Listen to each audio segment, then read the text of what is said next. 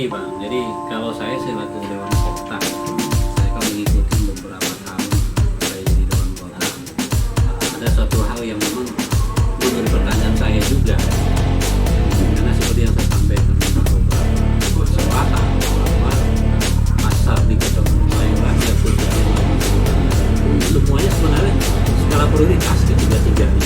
Skala prioritas ya.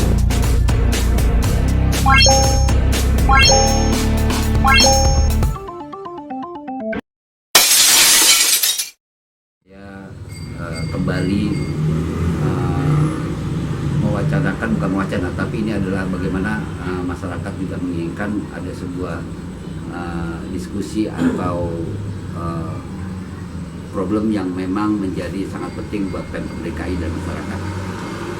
Hari ini kita bertemakan tentang kaitan dengan reputasi pasar PD Pasar Jaya, namun mengkerucut kepada persoalan di Kemayoran. Ada 3 pasar di Kemayoran yang memang ini menjadi pedesakan bagi warga masyarakat. Ini Pasar Serdang, Pasar Gabungan, dan Pasar Galuarset. Ketiga pasar ini adalah memang sangat riskan dan tidak layak sebenarnya untuk menjadi pasar tradisional modern di DKI Jakarta.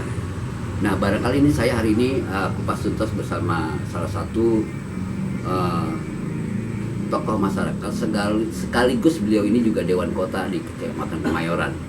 Artinya beliau ini adalah Siman Saniago, beliau adalah representatif dari masyarakat. Jadi saya juga layak perlu untuk berdiskusi dengan mereka atau ngobrol santai yang memang perlu kita ketahui bersama. Mas Nasiman, Ya. Ini 3 hal sebenarnya yang pertama adalah berkaitan dengan regulasi pasar di DKI Jakarta. Yang kedua adalah waktu dan kapan kok pasar ini memang sampai saat ini belum tuntas. Yang ketiga adalah dampak pembangunan pasar ini juga berimplikasi kepada masyarakat. Artinya ya adalah tanda kutip ya yang di lapangan terjadi, ataukah memang juga komunikasi yang kurang atau bagaimana, atau mungkin sosialisasi yang memang kurang diharapkan oleh masyarakat. Yang pertama adalah kok tahu-tahu muncul nih pasar Gombongan. Saya tanya itu dulu. Padahal yang menjadi topik sebenarnya yang paling vital itu pasar Serdang yang hampir puluhan tahun. Menurut Mas Nasiman bagaimana? Oh ya gini Bang, jadi kalau saya selaku Dewan Kota, saya kan mengikuti beberapa tahun saya jadi Dewan Kota, ada suatu hal yang memang menjadi pertanyaan saya juga. Karena seperti yang kesempatan bahwa pasar di Kecamatan Mayoran ya khusus yang abang sebutkan tadi semuanya sebenarnya skala prioritas ketiga-tiganya. Skala prioritas ya. Prioritas. Ya. Apalagi pasar Serdang dan pasar Galuarset. Ya. Karena saya sendiri kan pernah berkunjung ke Melihat langsung. langsung. Ya. Khusus untuk pasar Serdang itu kan posisinya itu di samping kecamatan, di samping puskesmas. Betul. Sebenarnya ini 3 tahun lalu saya sudah sempat berteriak juga ini kapan nih mau pelaksanaan gitu ya. karena dari sisi lihat dari sisi ya udah nggak mampu lah menahan pedagang yang meluber ke jalan karena memang kapasitas dari pasar itu juga tidak menampung ya. Dampaknya apa ya ke semua ini berdampak itu, jalanan macet ya lingkungan juga nggak terlihat indah gitu ya. kan. Kemudian masyarakat juga nggak nyaman gitu untuk berbelanja di situ. Nah, memang saya juga kaget secara pribadi justru pasar Gombongan menjadi prioritas dari Pemprov Jaya. Nah, ini yang lebih tahu sebenarnya Pemprov Jaya nih Bang. Saya juga nggak tahu nih. Karena setahu saya pasar Serdang itu di 2 tahun 3 tahun lalu sudah akan dilaksanakan pembangunannya. Tetapi sampai hari ini nggak ada angin, nggak ada apa, atau pasar Gombongan duluan gitu. Oke. Gitu. Mas Nasiman berlanjut nih. Konsep pasar Serdang kalau saya tahu ya, itu kan pasar yang memang modern ya, artinya berbeda dengan pasar lain. Ini rencana dulu, frame itu ya, artinya konsep pasar itu ada apartemen dan sebagainya.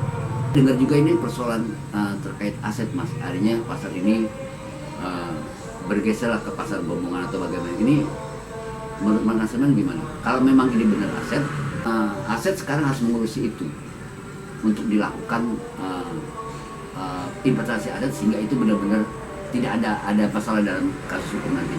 Gimana menurut Mas Nasiman? Iya, kalau di sisi aset ya. Iya. Kalau menurut saya kan Perlu Pasar Jaya itu kalau alasannya aset, ini kan saya yakin sudah tercatat karena kan aset ini merupakan milik dari Pemprov ya. Pemprov. Ya. Situ mungkin Pasar Jaya. Banyak gitu ya.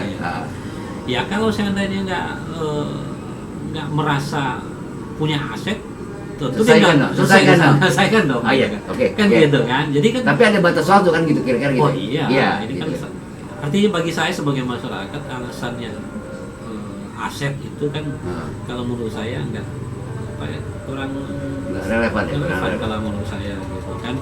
Kalau mau aset jasa pemilikan tentu harus diurus dari dulu gitu. Kan gitu. Ya. Nah, masyarakat Asem juga begitu terkait dengan masalah aset juga, masalah pembangunan.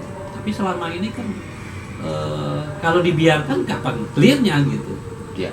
Kan ada pembiaran cerita. Iya. Saya lihat di Pasar Budu Asem. Gardu Asem itu kalau kita lihat dari sisi bangunnya memang butuh negara ya. Butuh benar-benar ada. Butuh negara. Kemudian makanya pedagang jual di jalan, gitu kan. Mungkin dari segi masalah sosial juga akan muncul di situ. Sampah juga itu terkarbon ya.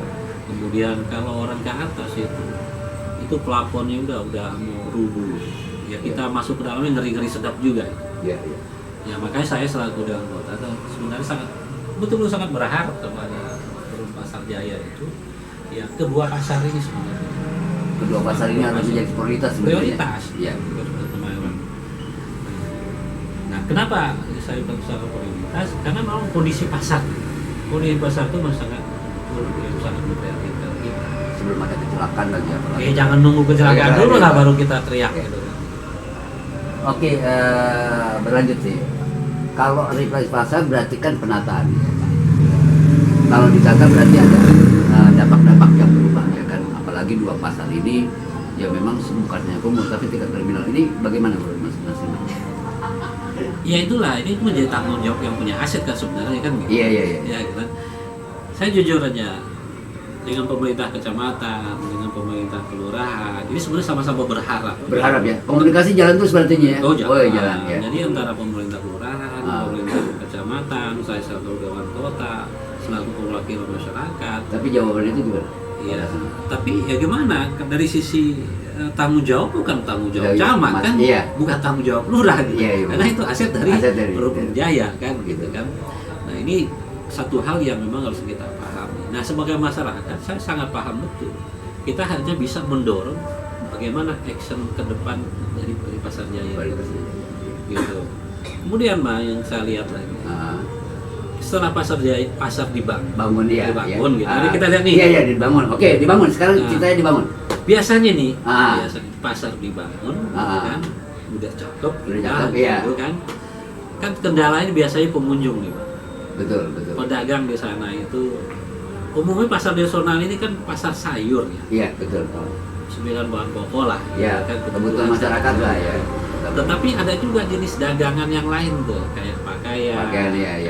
yang lain-lain, sepatuan apa-apa. Ada sesuatu yang menjadi keluhan dari pedagang nih, mungkin keluhan kepada pasar. Biasanya tuh yang basah itu kan di bawah. Di bawah ya. Di bawah itu. Memang fokusnya kan di situ. Betul, ya. Tapi yang dagang di situ kan bukan hanya itu. Nah, masyarakat datang ke pasar tradisional, niatnya datang biasanya tuh kebutuhan sehari-hari. Betul. Nggak ada dia tuh belanja sebenarnya. Beli pakaian itu nggak ada. Nggak ada gitu ya? Nggak, biasanya nggak ada. Biasanya kalau beli gituan gitu, biasanya uang lebih. Gitu. Uang lebih ya.